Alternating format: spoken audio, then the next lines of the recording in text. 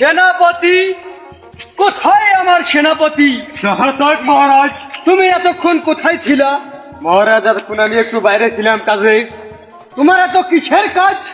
শাহাদাত মহারাজ, আপনি যে কারণে ডেকেছেন সেটা আমাকে বলুন। তুমি আমার রানী গেছে দেশের বাড়ি, আমার রানীকে দেশের বাড়ি থেকে আমার মহলে আনার ব্যবস্থা করো। শাহাদাত মহারাজ, আপনার রানীর বাসা কই তা তো আমি জানি না। আমার রানীর বাসা হচ্ছে ওই যে উত্তরায় জঙ্গলের পারে। শাহাদাত মহারাজ, ওই উত্তরা জঙ্গলের পাশে আমার যাওয়াটা অনেক অসম্ভব একটা কাজ। কেন সেনাপতি? কারণ সেখানে গেলে আমাকে একটা পালোয়ান লাগবে, একটা ছুরি লাগবে। ছুরি তুমি আমার হাতেরটা নিয়ে যাবা? না মহারাজ, তারপরও আমার মহারাজের ছুরি আমি নিতে পারবো না। না, এটা তোমাকে নিতে হবে, কারণ এটা আমি দিচ্ছি। না মহারাজ, এটা যদি আমি নেই তাহলে বেয়াদবি হয়ে যাবে মহারাজ। তুমি কি রাজার হুকুম মানবে না?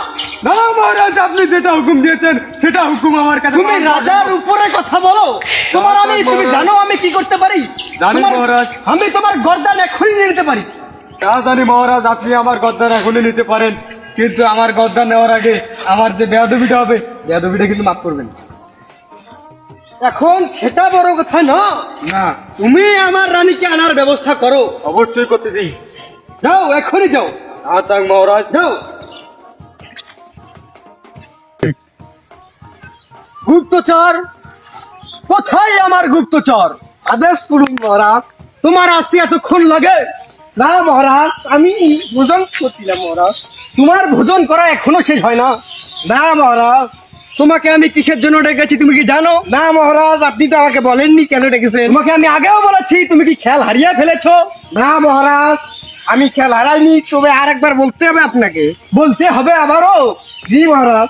তাহলে শুনো, আমার সেনাপতিকে পাঠিয়েছি আমার রানীকে আনার জন্য দেশের বাড়িতে। এখন তুমি তার গুপ্ত সংবাদ এনে আমাকে দিতে হবে।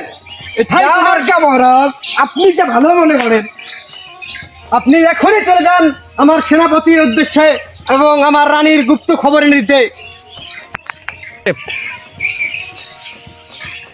তাক মহারাজ। সেনাপতি, তুমি এসেছো সেনাপতি? জি মহারাজ, আমি তো এসেছি। তুমি কি খবর নিয়ে এসেছো সেনাপতি? আমাকে আমার রানীকে কি তুমি আনতে পেরেছো? মহারাজ, দেখো তো আমি কেমনি যে আপনাকে বলবো মহারাজ, আপনি এটা এমন একটা কাজ করেছেন মহারাজ। কেন এটা সেনাপতি? আমার মুখ দিয়ে বলতে অনেক লজ্জা করতেছে মহারাজ। কেন তোমার লজ্জা করবে কেন? তুমি নির্ভয় বলো।